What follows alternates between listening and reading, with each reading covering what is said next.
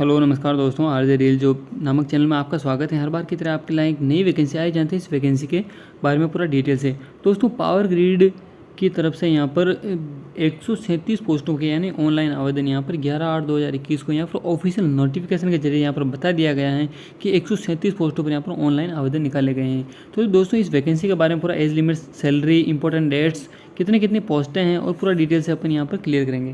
दोस्तों, सबसे पहले अपन जानेंगे कि जो पावर ग्रिड ने जो वैकेंसी निकाला है तो यहाँ पर 137 पोस्टों पर निकाला है। तो किन किन पोस्ट पे यहाँ पर ये करने वाला है, ठीक है। तो सबसे पहले फील्ड इंजीनियर और फील्ड सुपरवाइजर यानी दो तरह की पोस्टों पर यहाँ पर ये ऑनलाइन आवेदन यहाँ पर इन्होंने निकाले गए हैं। तो सबसे पहले अपन बात करते हैं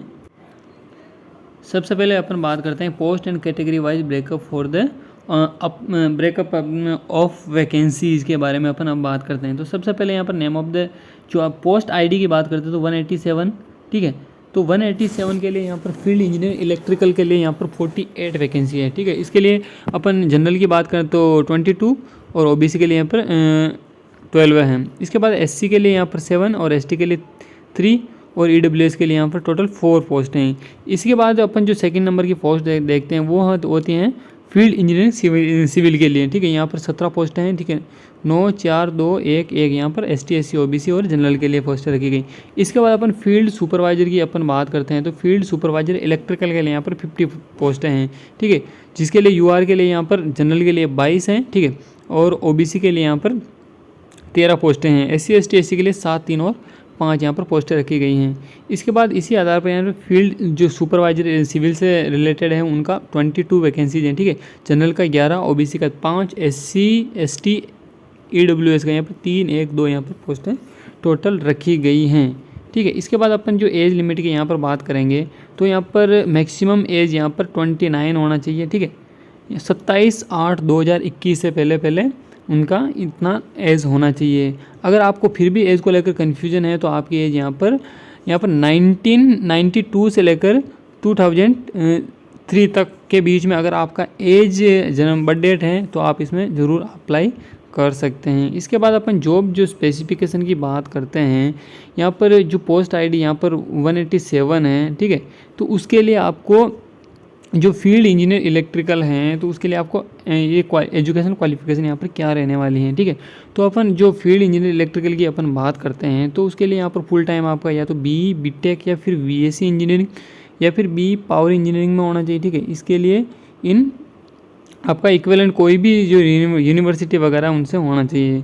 मिनिमम आपका यहाँ पर 55% यहाँ पर होना ज़रूरी है। इसके बाद जो जनरल, ओबीसी, ईडब्ल्यूएस वो अगर पास होंगे तो इसमें आसानी से अप्लाई कर सकते हैं, ठीक है।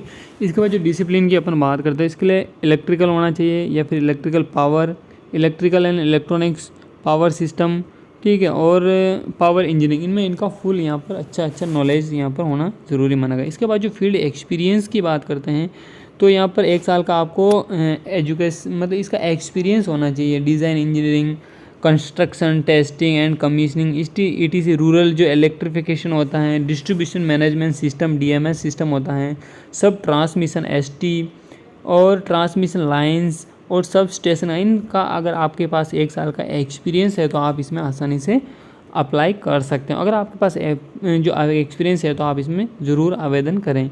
इसका जो पोस्ट आईडी 188 जो कि फील्ड इंजीनियर सिविल के लिए है उसका जो एजुकेशन क्वालिफिकेशन है, एटेंशियल क्वालिफिकेशन है वो यहाँ पर बीटेक, BSc, ये सेम जो उस पोस्ट में आपने देखा उसके आधार पर सेम यहाँ पर क्वालिफिकेशन रहने वाला है।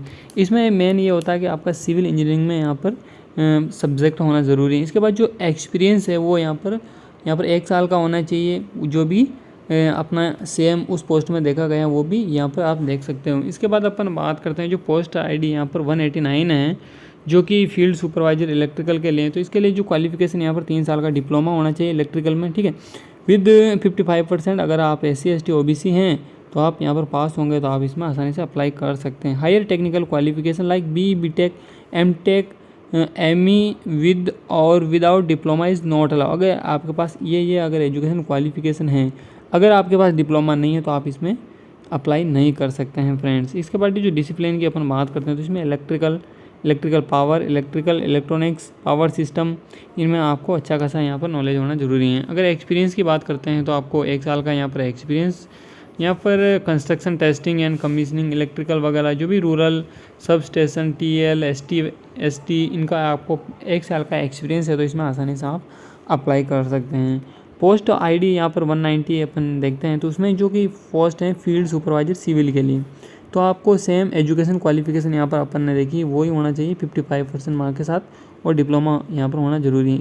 इसके लिए आपको सिविल इंजीनियरिंग में आपका डिप्लोमा होना चाहिए, ठीक है, और सेम एक्सपीरियंस यहाँ पर मांगा गया है। इसके बाद अपन बात करते हैं कि जो कंपनसेशन यहाँ पर क्या रहने वाला है।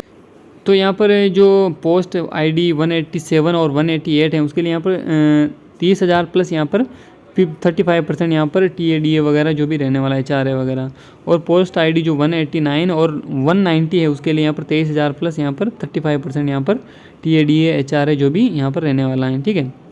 यहाँ पर रिलेक्शन और कंसेशन के लिए इससे संबंधित आपको कोई डाउट है तो इसके लिए जो भी गवर्नमेंट का जो अपना रिलेक्शन होता है या फिर कंसेशन या फिर रिजर्वेशन होता है SC ST OBC के लिए जो भी लागू होता है वो इस वैकेंसी के लिए यहाँ पर अप्लाई होगा।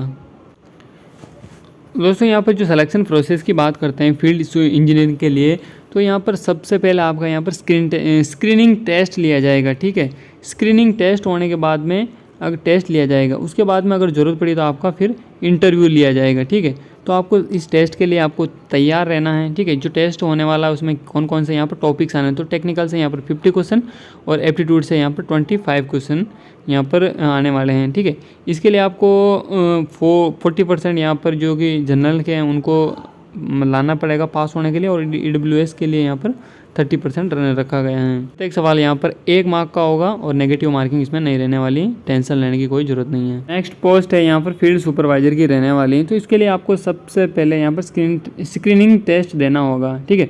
और इसके बाद जो कट ऑफ होगा उसी से आपका यहाँ पर सिलेक्शन लिया जाएगा। तो इसके लिए आपको टेक्निकल नॉलेज और एप्टीट्यूड के यहाँ पर 50 + 25 यहाँ पर 75 क्वेश्चन आने वाले हैं, जो कि 1 घंटे का आपको टाइमिंग रहने वाला है।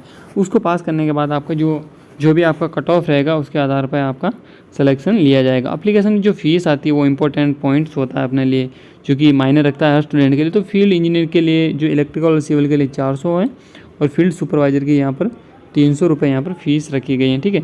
इसके बाद जो आप अप्लाई की बात करते हैं तो आपको www.powergrid.in पर जाके कैरियर के सिलेक्शन में जाके आपको पूरा अपना फुल फिल डिटेल करके आपको पूरा अप्लाई कर देना है। दोस्तों अप्लाई करने के लिए जो नॉर्मल जो नोटिफिकेशन इसमें दे रखा है वो पॉइंट्स आप रीड कर सकते हैं, नोटिफिकेशन को डाउनलोड करके, ठीक है, आसानी से आप चेक कर सकते हो।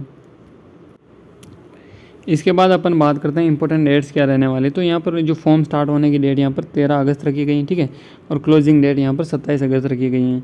कट ऑफ डेट की यहाँ पर बात करते हैं तो यहाँ पर एज लिमिट की बात करते हैं तो 27/8/2021 रखी गई है, ठीक है। और यहाँ पर इंटरव्यू वगैरह की अपन बात करते हैं तो अभी फ़िलहाल फिक्स नहीं है, कुछ ही टाइम में आपको नोटिफाई कर दिया जाएगा। इसके लिए आप चैनल को सब्सक्राइब करें इस वैकेंसी से जुड़े रहने के लिए। अगर वीडियो अच्छा लगा है तो लाइक करो और दोस्तों के साथ शेयर करो, और चैनल को सब्सक्राइब ज़रूर करें। धन्यवाद।